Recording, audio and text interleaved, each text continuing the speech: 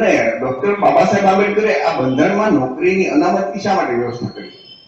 તમને બધાને કદાચ ખબર નહીં હોય તો હું તમને કહી દઉં કે આઝાદીના સમયે સરકારી જેટલી નોકરીઓ છે ને એમાં આપણા ઓબીસી ના કોળીના કોઈ હતા જ નહીં. બધા બ્રાહ્મણો મોટા ભાગે જ હતા. તો આપણા લોકો તો ક્યાંય એક ઓફિસમાં હોય જ નહીં. પણ કોળીનો દીકરો કલેક્ટર ઓફિસમાં જાય કે પોલીસમાં ડીએસપી કચેરી જાય કે મામલતદાર કચેરી જાય કે પંચાયતમાં જાય તો કોઈ એને ઓબીસી નો કોળીનો જોવા જ ન મળે. તો એ લોકો ટલ્લે ચડાવે, સરખો જવાબ ન આપે તો બને ને. એટલે બાબા સાહેબે આ વ્યવસ્થા કરી કે ભાઈ આ લોકોને વસ્તીના પ્રમાણમાં એની નોકરી મળવી જોઈએ. તો શું થશે કે બે કોળીના દીકરા ત્યાં બેઠા હશે તો કમસે કમ તમને તમારી ભેર નહીં કાઢે પણ તમને ખોટા તો ટલ્લે નહીં ચડે. તો એના માટેથી અને એ વ્યવસ્થા કરી. આજની તારીખે આપણી ઓબીસી ની 60 થી 65% વસ્તી છે ને, પણ તમે જો સરકારી નોકરીમાં આપણું પ્રમાણ 7 થી 8%, 9%, 10%, અને ક્લાસ 1 જે અધિકારીઓ છે એમાં તો 4-5%, 6% બહુ ઓછું પ્રમાણ છે. એસસી એસટી ને એના વસ્તીના પ્રમાણમાં આપે છે. આપણે એની કાંઈ વાંધો નથી દલિત અને આદિવાસી. તો આપણી નોકરી બાકીની કોણ ખાઈ જાય છે? ઉપરના વર્ગ જે સવર્ણો આપણે જેમ કે એ લોકો પાસે.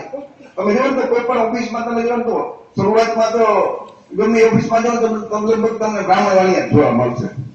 બરોબર છે? વસ્તી એની 3%, તેનો ભાગીદાર કેટલી, એની નોકરી કેટલી તો 30%, 40%, 50%.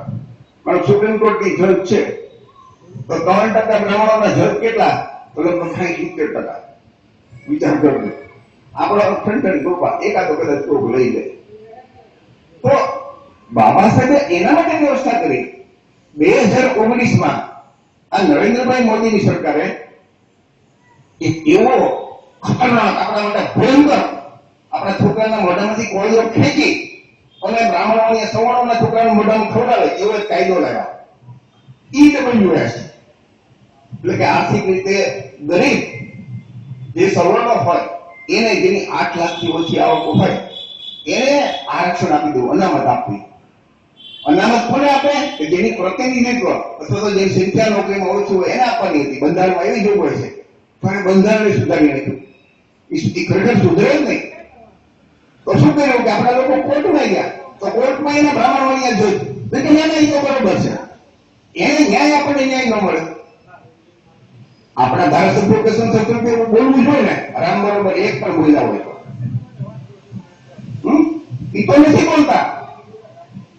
પણ આપણે મતદારો આપણે પાછા એને ચૂંટી પાછા મોકલીએ. નાના બરોબર છે એ લોકોને 15% વસ્તી સવર્ણ, એમાંથી ગરીબ કેટલા હોય માનો કે અંદાજ આ કોઈ આંકડો તો એવો નથી પણ અડધા કે જેની 8 લાખથી ઓછી તો 7 થી 8% ગરીબ હોય. તો 7 થી 8% ને એ લોકોએ 10% આરક્ષણ આપી દીધું. EWS આરક્ષણ. આપણી 60 થી 65% વસ્તી અને ફક્ત 27% મળે છે એના માટે કોઈ એક શબ્દ બોલતું નથી. ખરેખર તો ગરીબ આપણામાં વધારે છે ને, એનામાં ગરીબ કરતા આપણામાં જ વધારે ગરીબ છે. એમાં ખાલી મારો 50% ગરીબ છે 8 લાખથી ઓછી આવક વાળા. તો આપણામાં તો 96-57% ગરીબ છે જેને 8 લાખથી ઓછી આવક હોય. તો ખરેખર એક ગરીબીના નામ ઉપર આરક્ષણ આપવાની બંધારણમાં જોગવાઈ નથી. આપવું હોય તો બધા આખા દેશના બધા ગરીબોને આપવું પડે, પણ ફક્ત 15% વાળાને જ આપ્યું. વિચાર કરજો. અને છતાં આપણે છોકરાઓ જે ઓપનમાં જતા હતા એને જે 50% જેવું ખાલી પીડું હતું એમાંથી 10% કાઢી લીધું એને. એટલે એ 10% એને આપ્યું જ નહીં, બાકી તો એનું અમસ્તું પ્રમાણ વધારે છે જ. એટલે કે આપણા છોકરાના મોઢામાંથી કોળીઓ લઈ અને સવર્ણના મોઢાનો એમાં આપ્યો.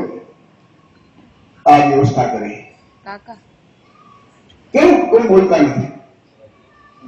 ભણતર જેવું નથી. આ સમજણ, દાખલા કે તમે અહીંયા બેઠા છો તો તમને બધાને આ સમજણ મળે તો તમે કાલ સવારે બીજાને સમજણ દેશો ને. પણ તમને અત્યાર સુધી કોઈ કહેતો જ નથી. આવું છાપામાં ખરેખર આવવું જોઈએ, ટીવીમાં આવવું જોઈએ કે અહીંયા આવા થાય છે.